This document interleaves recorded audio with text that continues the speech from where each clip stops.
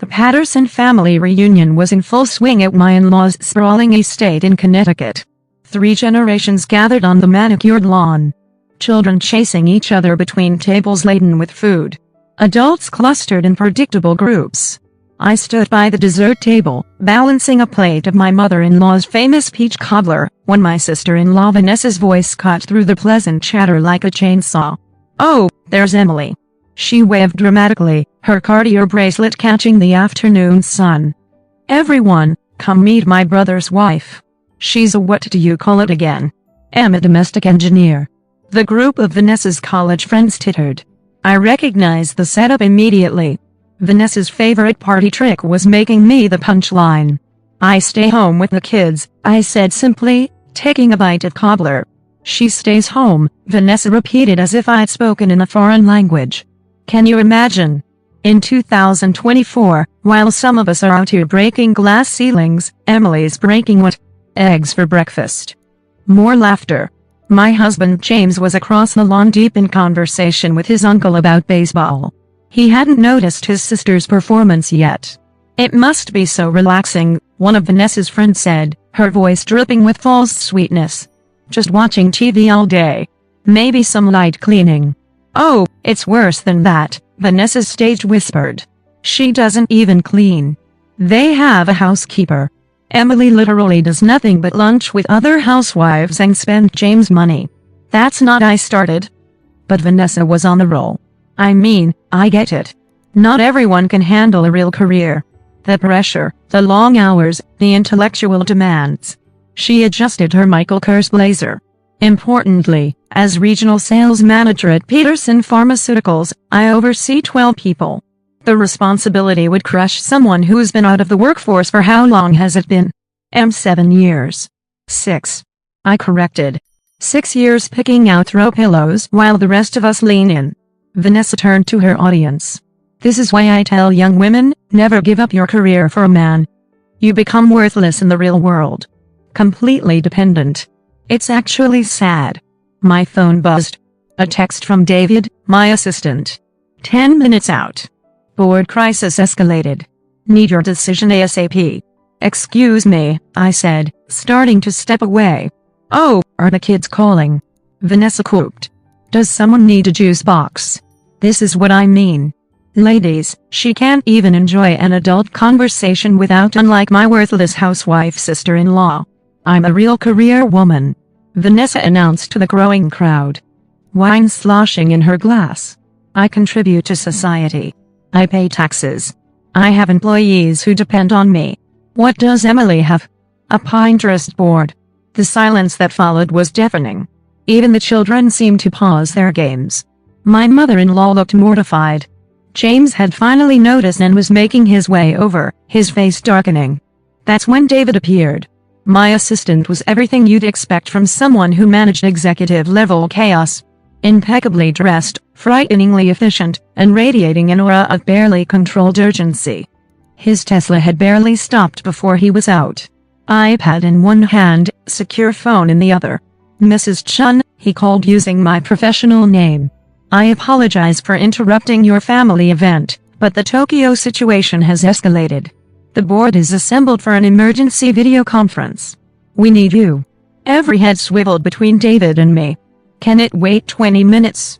I asked, already knowing the answer. "The Nikkei closes in 30. If we don't act now, we're looking at a potential $50 million loss." I sighed, setting down my cobbler. "Set up in the pool house. I'll be there in 5. Also," David continued, oblivious to our audience, "Reuters wants a statement about the acquisition." The Journal moved their interview to Monday. "And Secretary Chun, no relation, called about your testimony to the Senate Banking Committee next week. Tell Reuters no comment until after the Tokyo call," confirmed the Journal. "And yes to the Secretary, but I'll need the briefing materials by Thursday." Vanessa's mouth hung open. What is happening?" I turned to face her. My housewife mask finally dropping. "I'm handling a crisis at my company. David, this is my sister-in-law, Vanessa. She's in." "What was it?" "Regional sales." "Pleasure," David said without looking up from his phone. Mrs. Chun, should I alert the Seoul office to stand by? Yes. And get Lou from Hong Kong on the line. We'll need her analysis. I glanced at the stunned faces around me. I should introduce myself properly. Emily Chun, CEO and founder of Nexus Financial Technologies. We manage about $8 billion in assets. This sound Vanessa made was somewhere between a gasp and a whimper. That's one of her friends stammered. You're Yun Chun, the one who was on the cover of Fortune last month. Guilty, I said. Though that photo was terrible. They caught me right after a 20-hour flight from Singapore. But you said you stay home. Vanessa's voice pitched high with accusation. I do. I work from home. Have since I founded the company 6 years ago. I smiled at her shocked expression. You know, right after I gave up my career for a man. James had reached us, sliding his arm around my waist. Everything okay? Tokyo's having a meltdown. I need maybe an hour. Take your time, he said, kissing my temple. Want me to have Mom save you some dinner? Please. I turned back to Vanessa, who looked like she'd been slapped. You were saying something about being worthless in the real world. Why didn't you ever say anything? You never asked. Every family gathering, you assume I'm a mindless housewife. You give your little speeches about career women and independence. It never occurred to you that someone might choose to work from home to be present for their children while running a global company.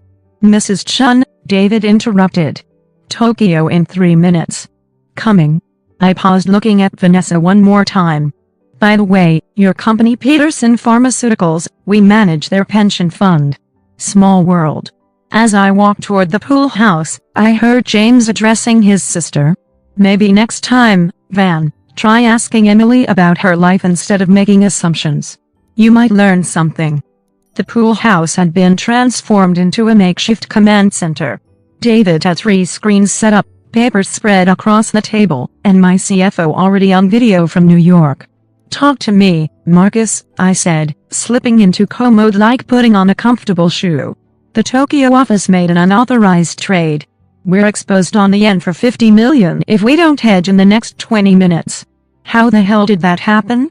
New trader misread the authorization limits. Fire them now, then buy the hedge. What's our best option? For the next hour, I orchestrated damage control across 3 continents. We saved $47 million of the potential loss, fired 2 people, promoted 1, and restructured our Tokyo authorization protocols. Just another Saturday at the office, if the office happened to be my in-law's pool house. When I finally emerged, the reunion had shifted. Vanessa sat alone at a picnic table, her career woman coterie dispersed. James intercepted me with a fresh plate of food and a kiss. Crisis averted mostly. Tokyo is going to be a headache for a few weeks, but we contain the damage. My sister is having an existential crisis, he said, nodding toward Vanessa. Mom's ready to kill her for the worthless housewife comment. She didn't know because she never bothered to know. In 6 years of family dinners, she's never once asked what you do all day, just assumed and judged. I looked at Vanessa, remembering my own struggles with identity after leaving my visible corporate job to start Nexus. The world does treat stay-at-home parents as less than, and I'd use that invisibility to my advantage. But it still stung every time someone dismissed me as just a mom. I should talk to her, I said. You're a better person than me, James muttered. I found Vanessa still at the picnic table, staring at her phone. Forbes' website was open to an article about Nexus Financial Technologies. Says here, you're worth $400 million, she said without looking up. On paper, most of it's tied up in the company. I sat across from her. Vanessa, I don't. She finally met my eyes. Please don't be nice to me right now. I can't handle it. I wasn't going to be nice. I was going to ask why you hate me so much. She blinked. I don't hate you. Every family gathering, you make sure everyone knows I'm beneath you. The worthless housewife living off her husband. Why? Vanessa was quiet for a long moment. You want the truth. I was jealous of what? You thought I did nothing all day. Exactly. She laughed bitterly. You seem so happy, so content. Always there for your kids. Never stressed about deadlines or quotas or performance reviews. James adores you. Your children are incredible. And you made it look so easy while you were struggling. Regional sales manager sounds impressive until you realize it's a glorified babysitting job for entry-level farmer reps who barely respect me. 60 hours a week for a salary that barely covers my student loans. No time for dating, let alone a family. And there you were, living this perfect life without any of the corporate I deal with daily. So you decided to tear me down.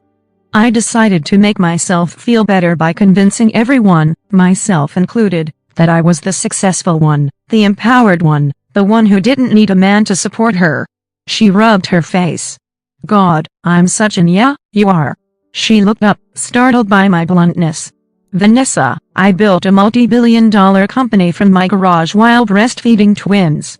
I've testified before Congress, been profiled in every major business publication, and still make it to every school play and soccer game.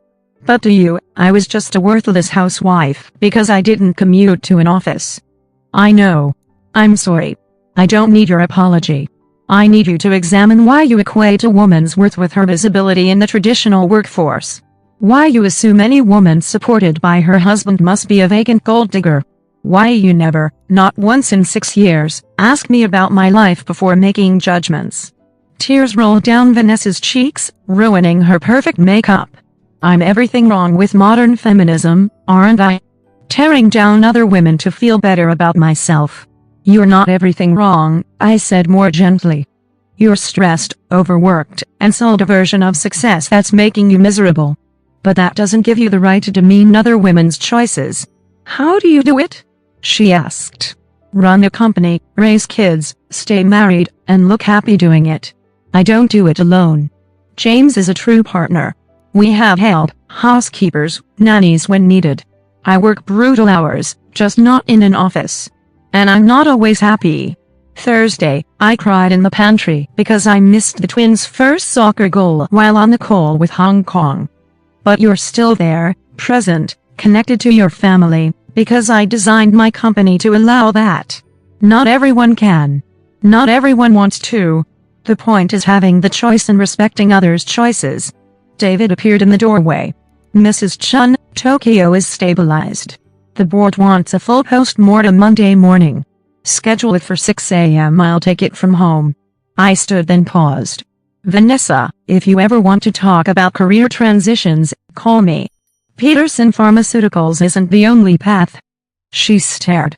You'd help me after everything. Your family. Annoying, judgmental family who owes me several apologies, but still family. I smiled. Besides, I might know a financial tech company that's hiring. The CEO is a real ball-buster, but she lets you work from home.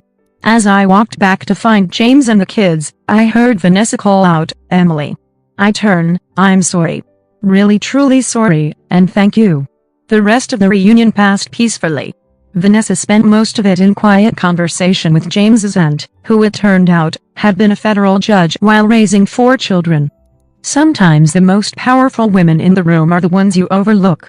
6 months later, Vanessa joined Nexus as a project manager in our new healthcare division. She works from home 3 days a week and is dating a pediatrician who cooks dinner while she finishes client calls. At the next family reunion, when someone asked what I did for a living, Vanessa jumped in before I could answer. Emily, she's the CEO of a financial tech empire.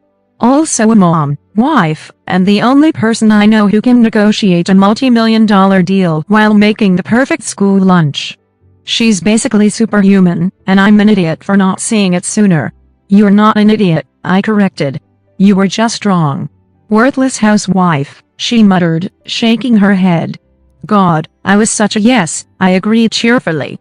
But you're getting better. And she was, because that's what family does. We call each other out, we grow, and we lift each other up. Even when it takes a crisis intervention at a family reunion to remind us what really matters. The Forbes article, by the way, was wrong. My net worth wasn't $400 million. It was $500 million, but who's counting?